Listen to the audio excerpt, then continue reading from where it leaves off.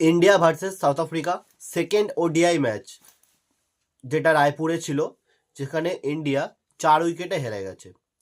India এই 358 পাহাড় প্রমাণ রান করেও ইন্ডিয়া জিততে পারলো না। ইন্ডিয়া না জেতার পিছনে প্রধান কারণ কি? শেষের দিকে কম রান, বাজে ফিল্ডিং, না ইন্ডিয়ার বাজে বোলিং? তোমাদের কি মনে হয় বন্ধুরা? প্রথম থেকে শুরু করছি। সাউথ আফ্রিকা ইন্ডিয়ার মাটিতে ইতিহাস সৃষ্টি করলো, 350+ রান তারা চেজ করে দিল।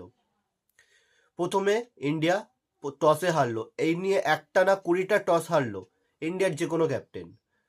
প্রথমে সাউথ আফ্রিকা টসে জিতে বল করার সিদ্ধান্ত নেয়।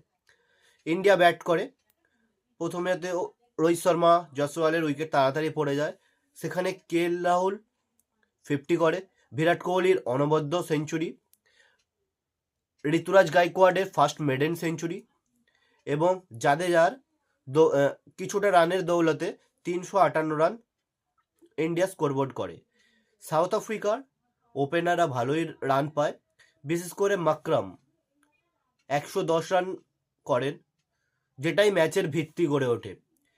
এটাই সব থেকে বড় কারণ, এবং Adam Markram player of the ম্যাচও হয়েছে। আমার তো মনে হয় ইন্ডিয়ার এই ম্যাচ হারার প্রধান কারণ হচ্ছে বাজে বোলিং এবং বাজে ফিল্ডিং। তোমাদের কি মনে হয় বন্ধুরা? কমেন্টে জানিও।